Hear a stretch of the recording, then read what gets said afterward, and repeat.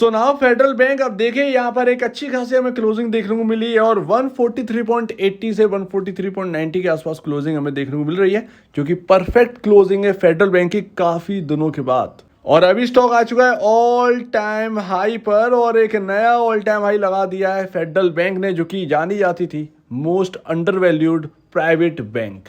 तो अभी आपके सामने वन डे कैंडलस्टिक चार्ट है फेडरल बैंक का और आपको याद ही होगा कि 123 रुपए पर बाई कॉल मैंने आपको दी गई थी मेरी तरफ से और फेडरल बैंक में अभी आपको मोटा मोटा 20 रुपए पर शेयर का बेनिफिट हो रहा है। तो अभी जल्दी नहीं है यहाँ पर, जो है आप स्टॉप लॉसेस लेके चलिए, ज़्यादा बेहतर है। अभी तो यहाँ पर जो है ऑल टाइम हाई क्रॉस हुआ है और ऑल टाइम हाई क्रॉस होने का ही वेट था, क्योंकि काफ़ी रेजिस्टेंस जोन था ये, जो कि आज क्रॉस हो चुका है।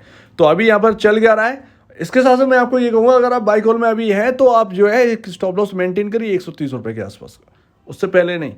तो अभी यहाँ पर क्या हो रहा है देखें तो यहाँ पर आपका 18 जनवरी 2023 को यहाँ पर एक टॉप बना था 143.20 143.25 के आसपास का, जो कि इस वक्त फेडरल बैंक ने क्रॉस कर दिया है।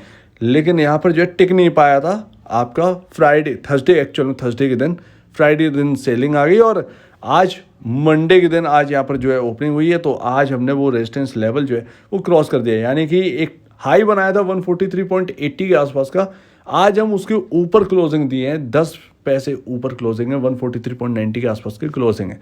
तो बेहतरीन है और यही चाहिए था। और यहाँ से अगर ये ऊपर क्लोजिंग अगर कल के दिन दे देता है, ट्यूसडे के दिन अगर कल के दिन दे देता है, तो फिर यहाँ पर बहुत अच्छा रहेगा। ये रेजिस्टेंस लेवल, ये जोन आपका 143 का, ये आपका सपोर्टिंग जोन बन जाएगा और यहाँ से एक अच्छे खासे लेवल्स आपको देखने को मिल सकते हैं। तो अभी आप पूछेंगे कि फेडरल बैंक में ऐसा क्या है जो आप इतना कह रहे हैं कि फेडरल बैंक होल्ड करिए। देखिए, इसको चुनने का मतलब क्या था, 123 रुपए पर हम इसे क्यों दे रहे हैं? मैं एक्चुअल में 80 रुपये से कवर कर रहा हूँ फेडरल बैंक को। सिर्फ एक ही प्रॉब्लम है फेडरल बैंक के साथ कि ये चलता नहीं है।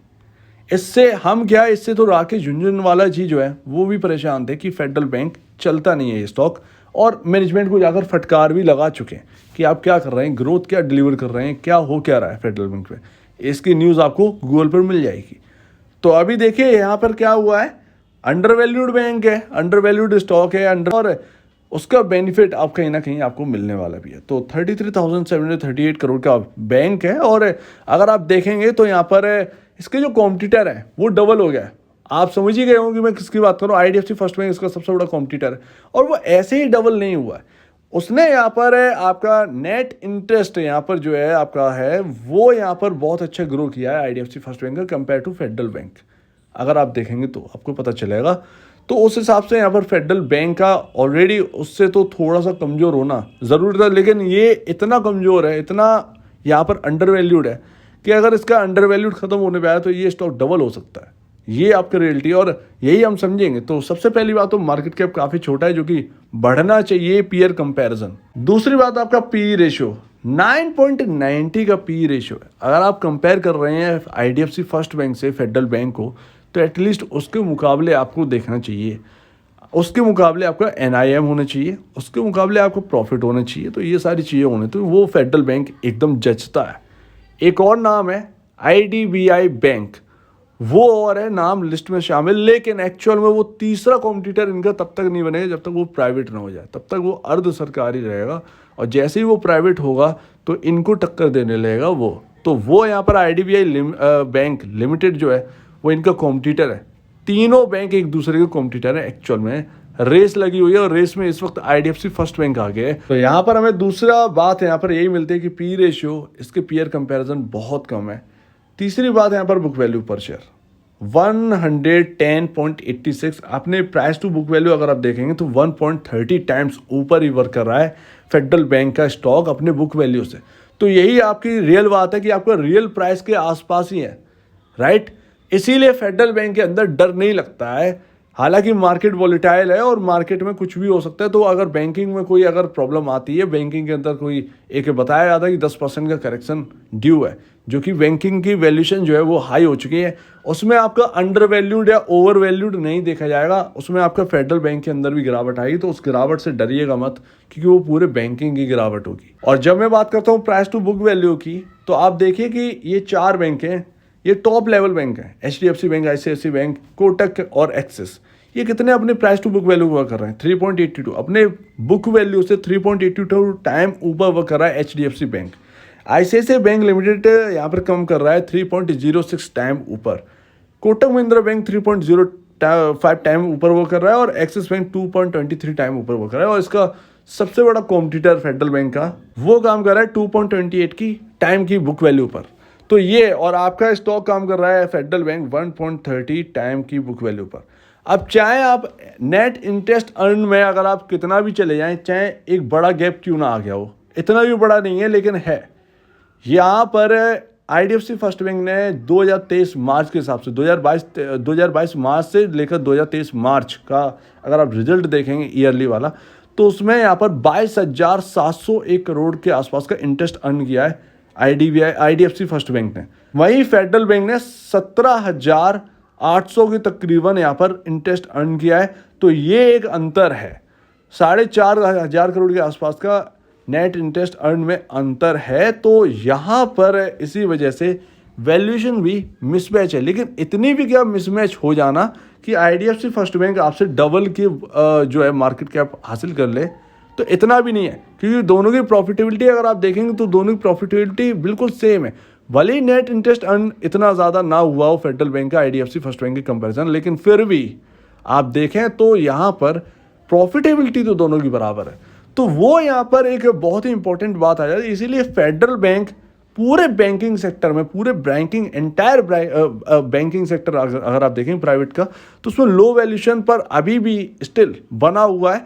तो वही जो इन्वेस्टर्स हैं उन लोगों के लिए एक वैल्यू अनलॉकिंग का टाइम है। और एक लास्ट बैंक है अगर आप देखें मिड कैप, एक्चुअल में फेडरल बैंक और ये सब बैंक्स लार्ज कैप में, मिड कैप का मार्केट कैप होता है 5,000 करोड़ से लेकर 20,000 करोड़ का। ये सारी बैंक्स 20,000 करोड़ के ऊपर है, या आप कह सकते हैं कि स्टार्टिंग लार्ज कैप। तो ये large cap, starting large cap banks हैं। तो ये बात है। और ये लास्ट है जिसकी जो अंडर वैल्यूड है। एक बार वैल्यूएशन क्रिएशन हो गई इसके अंदर फेडरल बैंक, फिर ये अंडर वैल्यूड नहीं रही, फिर आपके सामने कोई बैंक नहीं बचेगी अंडर वैल्यूड। और कंफर्ट की बात करें तो IDFC फर्स्ट बैंक देखिए कहाँ पर 22.18 का पी रेशियो होल्ड करे। आप कहाँ पर है 9.90 का पी रेशियो होल्ड करें। मान के चलता हूँ मैं 15 का पी रेशियो भी अगर आपको मिल जाता है मोटा मोटा, जो कि अच्छी बात यही होती है कि 20 से 25 के आसपास का पी रेशियो होना चाहिए किसी भी स्टॉक का, राइट। लेकिन अगर आप देखें तो 15 का पी भी मामूली नहीं होता अगर फेडरल बैंक हो, क्योंकि इतिहास रहा है फेडरल बैंक का अंडर वैल्यूड रहने का। अगर वो वैल्यू क्रिएशन भी होती है, अगर 5 का पी भी बढ़ता है तब भी आपके पास बहुत बड़ा मौका है और आपका यहाँ पर ऑलमोस्ट 200 से 210 के आसपास जाना हो जाएगा फेडरल बैंक में। मैं फिर भी यहाँ पर 170 रुपये लेके चल रहा हूँ, क्योंकि जब भी एक ऑल टाइम हाई एक टूटता है तो उसके बाद एक 10% से 15% का मूव आता है। इसीलिए मैंने फेडरल बैंक में 170 रुपये का मैं आपसे कह रहा हूँ कि ये जा सकता है 170, क्योंकि ऑल टाइम हाई हुआ। तो अभी बस मार्केट का सिनेरियो एक अच्छा रहे। अगर मार्केट वीक पड़ा तो फिर यहाँ पर फेडरल बैंक वीक पड़ता हुआ नजर आएगा। अदरवाइज लेवल्स तो क्रॉस हो गए हैं, वो लेवल्स जो रेजिस्टेंस लेवल थे वो हल्के पड़ चुके हैं। तो फेडरल बैंक में एक अच्छा खासा मूव बन सकता है, पॉसिबल है। तो जो होल्ड कर रहे हैं ज़रा इन चीज़ों को देखें, प्राइस टू बुक वैल्यू देखें, आप देखिए पी रेशियोज, ये सभी आपको फेडरल बैंक जैसा कोई और दूसरा मिलने वाला नहीं है। तो अगर आप होल्ड कर रहे हैं फेडरल बैंक पहले से ही, जो कि 123 रुपये पे हम लोगों ने पकड़ा फेडरल बैंक को, बहुत ही एक समझिए कि अगर बैंकिंग में गिरावट भी आई तब भी फेडरल बैंक के अंदर कितना गिरावट आई, 5 से 7% की, तब भी मोटा मोटा बहुत कुछ है। तो आप यहाँ पर देखिए तो फेडरल बैंक में अभी बहुत कुछ है, होना बाकी है। और कंपनी जो है वो ग्रोथ कर रही है। बैंक जो है, बैंक मैनेजमेंट ये कह रहा है कि हम ग्रोथ का अगला जो फेज है वो डिजिटल से लाना चाहते हो। आप देखें स्कैपिया और आपके बहुत सारे जो क्रेडिट कार्ड, एक्चुअल में डेबिट कार्ड या कहें कुछ ATM कार्ड्स हैं, वो यहाँ पर बन रहे हैं। तो वो यहाँ पर उसके थ्रू लोन भी प्रोवाइड करवाने का यहाँ पर एक जरिया है। तो बहुत ही सही तरीके से यहाँ पर जो है ना वर्क किया जा रहा है। अभी मैंने खुद देखा है यहाँ पर वो कार्ड्स का यहाँ पर बहुत ही बेहतरीन इस्तेमाल है। तो यहाँ पर देखेंगे तो ये सारी बातें जो हैं वो आपको देखना चाहिए फेडरल बैंक और बाकी बैंकों से कंपैरिजन करके कि क्यों है फेडरल बैंक खास, यही वो बात है। तो अभी अब इंपॉर्टेंट बात कर लेते हैं। तो यहाँ पर देखिए सबसे पहली बात तो ये आपका है Q1 के जब नंबर आए तो एक बड़ा एक डिस्काउंट हमें स्टॉक में देखने को मिला 140 रुपये से, राइट। 140 रुपये से एक बड़ी कैंडल बनी है। तो ये एक अच्छी खासी एक रेजिस्टेंस लेवल बन सकता था, तो वो बना।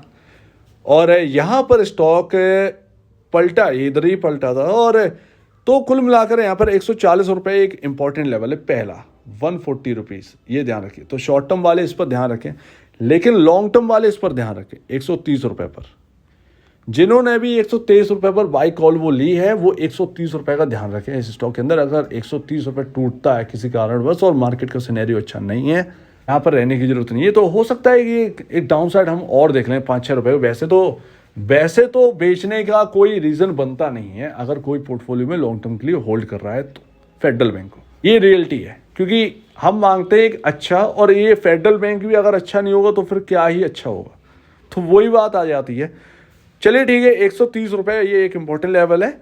और बीच में आपका 135 पड़ेगा। तो शॉर्ट टर्म वाले 135 का ध्यान रखें, लॉन्ग टर्म वाले 130 रुपये का ध्यान रखें।